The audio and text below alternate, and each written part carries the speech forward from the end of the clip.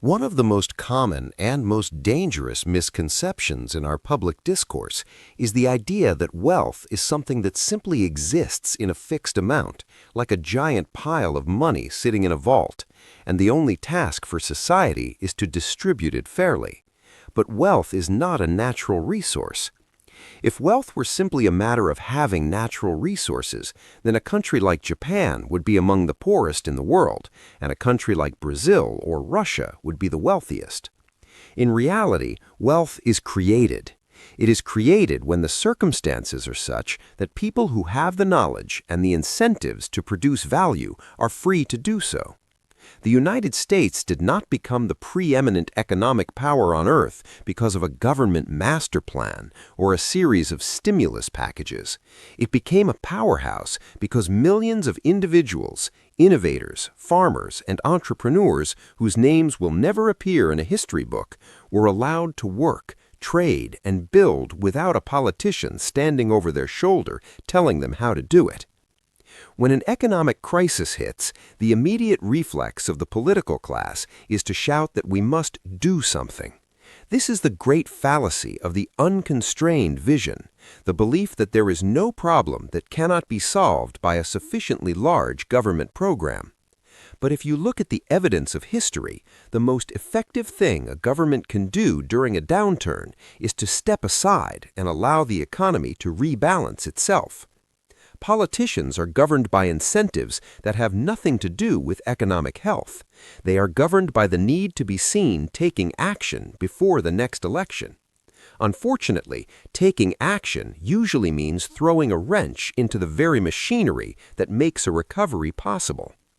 Take the housing collapse of 2008 as a prime example. You will hear it repeated endlessly that this was a failure of the free market or the result of unregulated greed. But the mortgage market in this country was remarkably stable for nearly a century.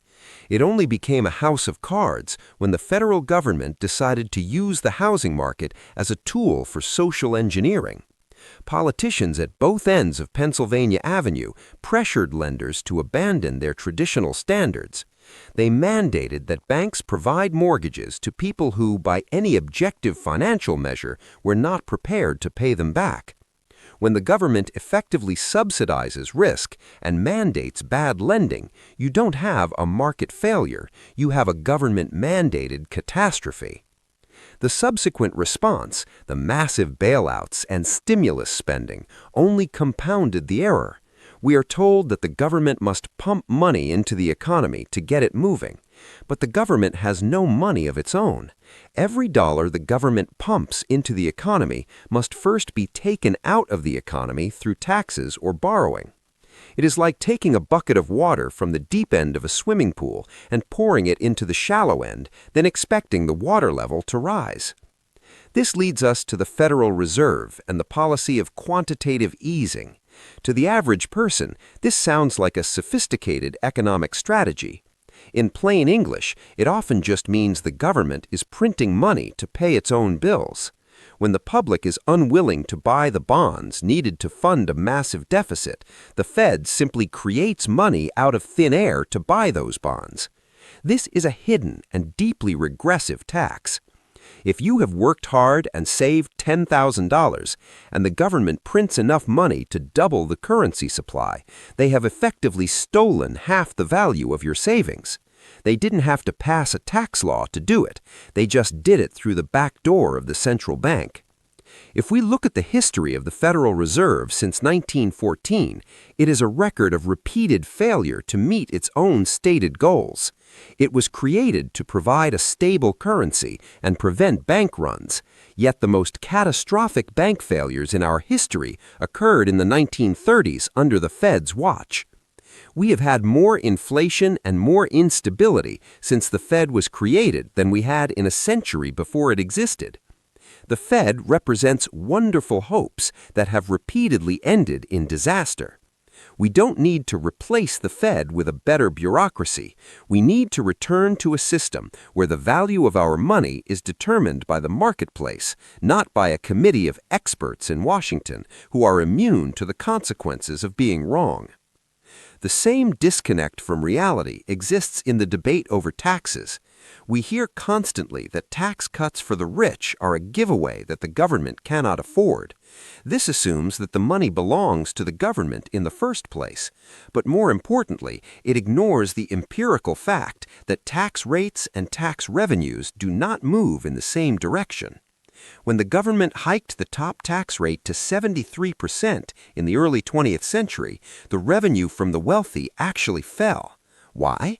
Because people are not blocks of wood. They react to incentives. They move their money into tax-exempt bonds, or they stop investing altogether. When those rates were later cut to 24%, the tax revenue from the wealthy doubled.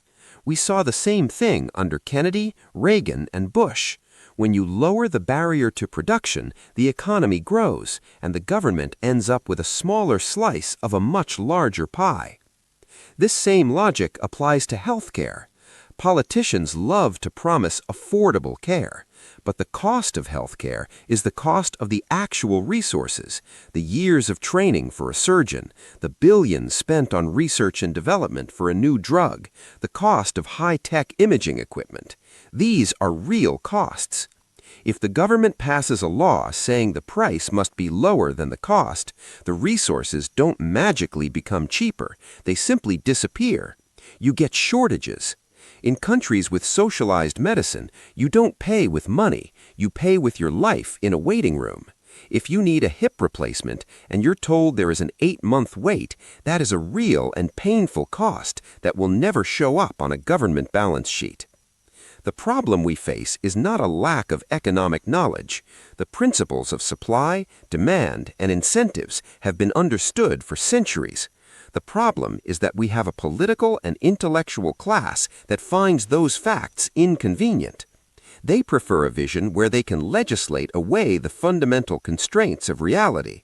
But reality has a way of asserting itself, usually at a very high price for the ordinary citizen. The only way back to true prosperity is to stop believing in political alchemy and start respecting the hard facts of how a free economy actually functions.